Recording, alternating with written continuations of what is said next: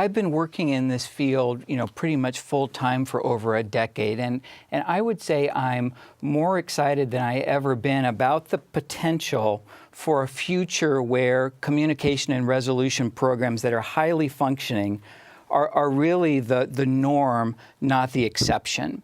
But to get to that reality, we're going to have to really confront, I think, 4 critical myths that are influencing and impeding our progress so far.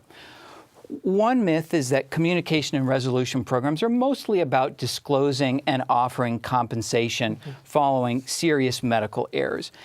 It makes sense where this myth came from, because in the field for the beginning, we really were talking about when something goes wrong, what do you say to the patient? And then folks realized, well, that's not quite enough. We need to think about not only what do we say to the patient, but should we be offering them compensation? And so for a while, these programs were called disclosure and offer programs, or disclosure, apology, and offer programs. And these, in fact, are really systematic, top-to-bottom initiatives that affect a whole range of quality and safety activities, not just what do we say to the patient and do we offer them compensation. There's actually a second myth built into this question. Lots of people have thought that CRPs just are applicable when there's been a serious medical error. And as Michelle hinted at, these programs are applicable anytime there's been an unexpected adverse outcome in healthcare, some of which are due to medical error and some of which are not. I think the most important myth that we need to understand and overcome is this notion that CRPs are a risk and claims management strategy. And Elaine, no offense to my colleagues in risk management who are a critical part of this process. The organizations that have made the most progress in implementing CRPs are ones that have recognized that they really are quality and safety activities that have a risk management benefit. But the fundamental reason for doing this is to improve not only the experiences of the patient who had an unanticipated outcome, but to learn from those events and to keep them happening in the future. Organizations have been doing a very careful job of selecting which cases the CRP approach should be used in. And this is also a fundamental misconception. One of the biggest challenges we're noticing in the field is the selective implementation. Rick Boothman, who Michelle talked about, highlights this as a principled approach. And for this to work, you really need to apply it every single time there is an unanticipated outcome. If you pick and choose the cases, it may make sense from a claims management perspective, but you lose all the quality and safety benefits. So it's critical that folks really think of this as a principled, comprehensive approach and not pick and choose what cases make the most sense. And then lastly, this is sort of both a myth and I would say kind of an excuse. We hear from lots of folks, well, this is only possible in a state environment where strong tort reform is in place. And I'll tell you, of all the states that we've been to, just about every one of them feels like they're sort of in a uniquely challenging environment as it relates to liability. And I think basically we just need to get over it. Organizations that have implemented CRPs successfully have done so in a wide variety of tort environments. There are lots of things that state legislators can do to create a more supportive environment, but much more important than the tort environment is the institutional commitment to move forward. So if we can understand these 4 myths and develop strategies for overcoming them, I think that future where high-functioning CRPs is the norm is for the first time really within reach. So specifically to the perceived myth that you need to be a well-developed health system to engage in this process, you mentioned briefly that this is applicable to ambulatory care centers, to long-term care facilities. I'm wondering if, Michelle, you have any comments about, is there additional challenge to that? I think there is in most cases, and it has to do with resources. So the advantage, one advantage that hospitals have is that they are more likely to have a very robust risk and claims management function going on. Whereas some of the multi-specialty physician clinics, for example, that Tom and I have worked with, they've got a 1 FTE risk management office, and they don't just do med-mal, they do everything. So to pile this on with the additional work involved in arranging and conducting communications and in doing additional investigations and spending more time on resolution in that context is really challenging. There's nothing inherently different about those facilities that makes it impossible to carry this out, but I think one has to be realistic about the resources that any facility has and the extra work involved. And Leilani, to the point about the cherry picking of cases that are applicable to apply this process, any thought about that? Well, the patients don't get to cherry pick anything, right? They find themselves in a place of need. So again, it goes back to that, the inherent nature of the vulnerability of a patient who was involved in this. And also, they don't necessarily need money, they need communication. So I agree with you that there are staffing issues and resource issues, but I think there also is an issue of intention, that if something has happened to a patient or their family, the need is there. If the intention is there, I think you can kind of fill in the gaps. And because it's conversations and it's buy-in from leadership and move forward, have the conversations and figure it out. Here, in Stanford, we're trying to work it out. And I say if we were really good at this, that would mean we're doing a lot of these disclosures. We'd have a lot of other bigger problems, right? Because we'd be having a lot of problems in our hospitals. So I think the patients are obligated to get over their uncertainty, and maybe the hospitals need to be a little more comfortable with their uncertainty. Thank you. Tom, moving on, best practices to sort of help with these myths or implementation issues? Well, from our experiences with implementation in a variety of settings, I would pull out, I think, 5 key lessons. The first is that implementing a CRP is a sprint followed by what I would characterize as an ultra marathon. This is a difficult, resource-intensive process that requires continuous attention and making sure the right people and commitments are in place. It's difficult to implement a CRP program while you're also upgrading your electronic health record or pursuing some other major systemic initiative. Interestingly, CRPs are a very good fit with the work organizations are doing around high reliability, and so it does pair with some of these major initiatives. But it really, you have to see this as a long-term commitment. Nobody is going to stand up at a healthcare institution that's thinking about implementing a CRP and say, you know, I'm not so sure about telling patients the truth when something goes wrong, or I don't think it's a good idea to offer them compensation. The resistance that you encounter is much more passive. And in our experience, it often occurs kind of on the brink of implementation, is when all of a sudden you start to get the sense that some of the folks that you thought were on board, some of the key stakeholders, all of a sudden are really not so sure that we're quite ready for this. And then even when you sort of go live with the program, you can hear this litany of, well, this is not such a good case. Maybe the next case, you know, well, that one's not such a good case for this approach either. And so you have to really do a search and destroy mission for that sort of passive resistance and deal with that really right up front. Some places have tried to do this without engaging their physicians and have regretted it. Physicians, when they first hear of this concept, are somewhat anxious because they sort of feel like a lot is on the line for them. They're oftentimes the one who's the focus of a malpractice claim. They're the ones who get reported to the data bank. If a state board of medicine gets involved, it's their license that's on the line. And that is scary stuff.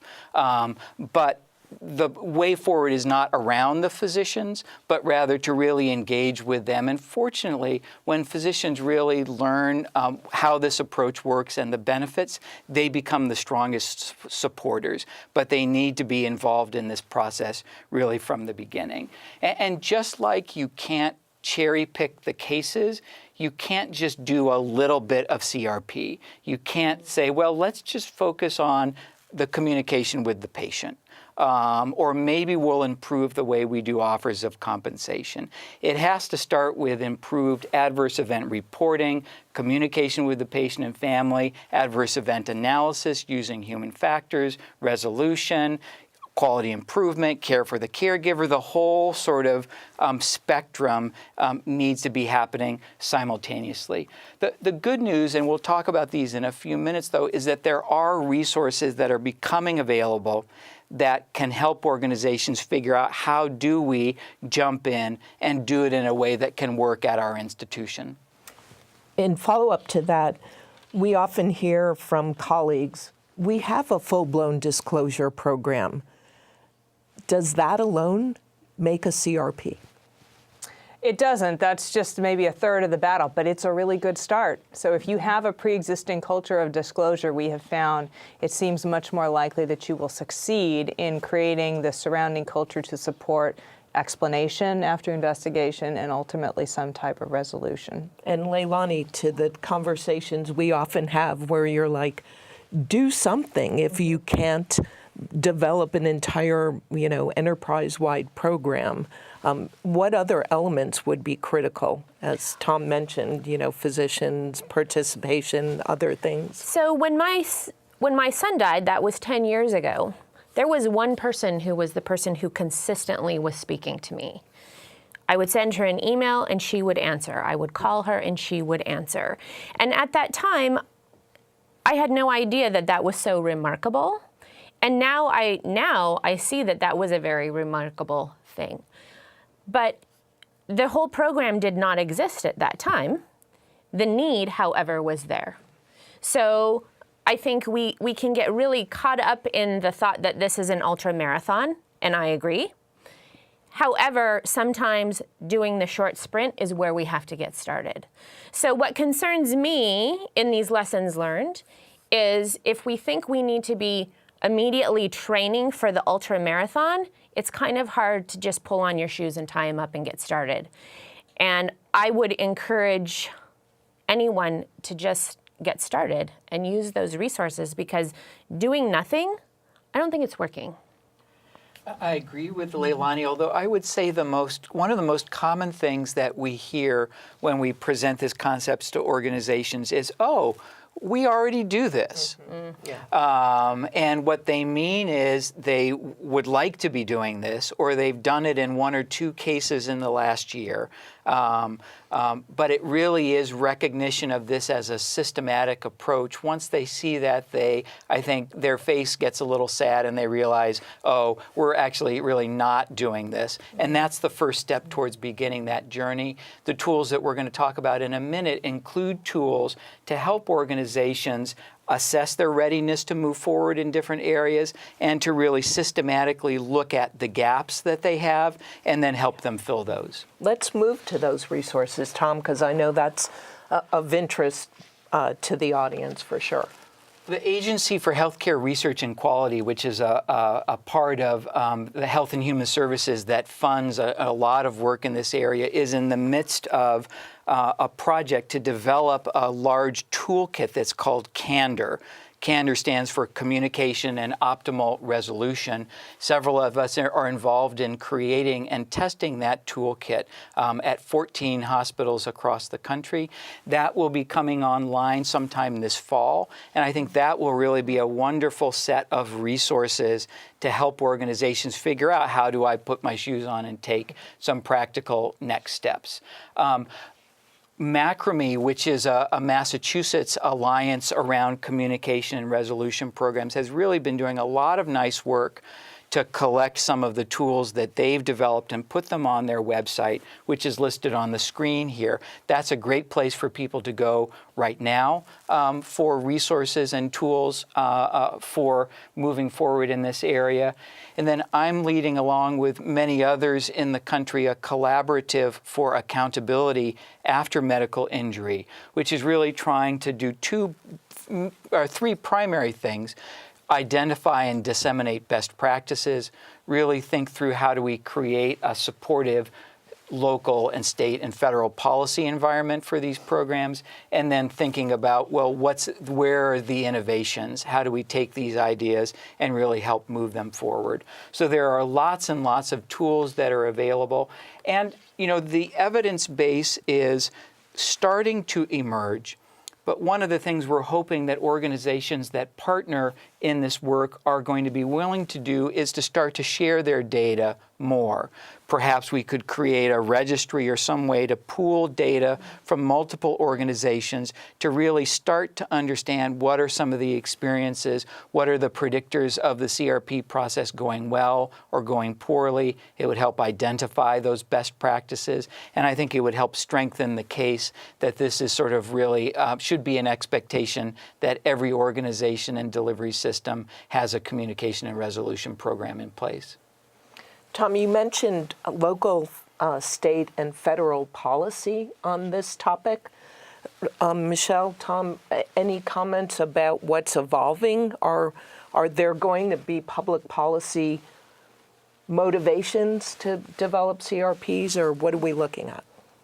Well, I think we've seen quite a few already. A few states have taken the initiative to adopt or strengthen laws protecting statements of apology and explanation after medical error, which, although not necessary, is helpful sometimes in persuading physicians that it's safe to apologize. And more recently in Oregon, they've gone a step farther and actually created a program through which the state can support and facilitate mediation in the context of voluntary CRP programs. And Tom, is there some work going on in Washington State, particularly around physician issues? Well, at the state level, there are a number of exciting developments. CRPs coexist with state regulators like boards of medicine, which is really an important tool that the public has to oversee and monitor the quality of care. CRPs have presented a real challenge for state boards of medicine because they rely heavily on concepts of just culture and trying to understand system failure, human error, and distinguish it from cases where provider competence was the problem. And so there's a lot of exciting work going on with state boards of medicine to help them be a part of CRP processes while strengthening the tools that exist. Provider competence is not nearly as much of a problem as some consumer groups would suspect, but I think it's more of a problem than the profession has been willing to admit up to this point. So I see these two streams developing in tandem: public support for CRPs, but also encouragement to develop better programs to identify clinicians who are struggling and help them provide safe care.